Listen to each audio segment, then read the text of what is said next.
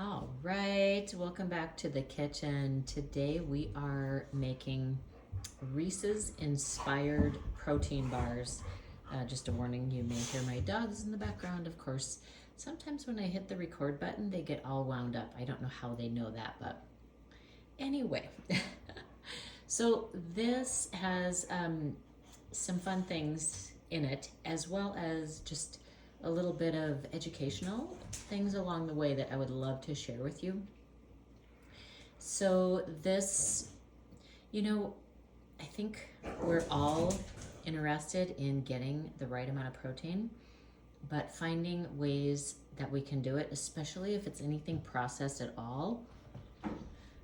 The extra types of ingredients that are added are usually things that, as particularly if we, like with a protein drink, if you have that on a daily basis, it can really mess with your digestive system, and there are signs of inflammation that have come up over time that you might not even notice, because they've come up so gradually. So I love this recipe because it is an opportunity to, you can mix this up every time you make it, or you can make a couple variations of it so that when you have it, you are rotating and not having the same ingredients every single day in a row, which is very important. I go into that in detail in my Nourish You Metabolism Makeover program if you are interested. But the base of this recipe is almond flour. Now, for me, I spent many years, first of all, having a lot of peanuts in my life because they were easy and cheap, and peanut butter. And then moving on up in the world, then I had a lot of almonds. And I never took breaks in between. I didn't know about that yet. So what has happened is I become reactive. So inflammation shows up for me if I have almonds too frequently. So what I did when I made this recipe today, which I'll take a photo of for you, I used regular flour because I didn't want to overtax my system with the almond flour and the almond butter. But if almonds work for you, by all means, use the almond flour and the almond butter. Then you'll get a little extra protein. The other source of protein that is in here, this bag back here, is hemp seeds. And then you get to choose whatever kind of nut butter you want. Like I said, I overdid it on peanuts and peanut butter for years, and I had no idea that peanuts were goitrogenic, which means that they attack the thyroid. So eventually, over time, most people will end up with some kind of thyroid issue.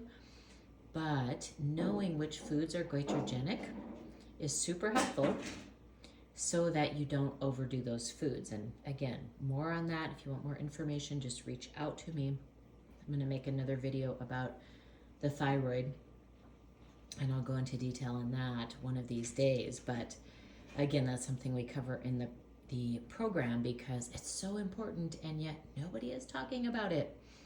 So then you get to choose which kind of nut butter you use. Honey is the sweetener in this. Again, if you want to substitute something else, no problem. There is a little bit of rice milk. If you don't use rice milk, you could substitute something else. And a little bit of coconut milk. Again, use what works for you. The cocoa, and then chocolate chips. They can be vegan chips, whatever kind of chips work for you. A little bit of shredded coconut, if that works for you. You can also add some things like Kamet cereal or spelt flakes or something like that.